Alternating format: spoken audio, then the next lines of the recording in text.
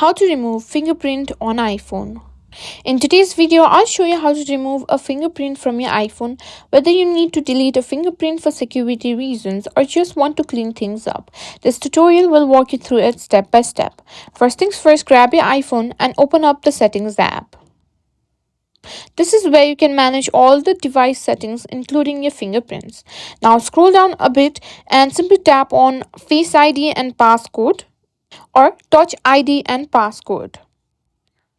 Now you may be asked to enter your passcode for security. Simply do that.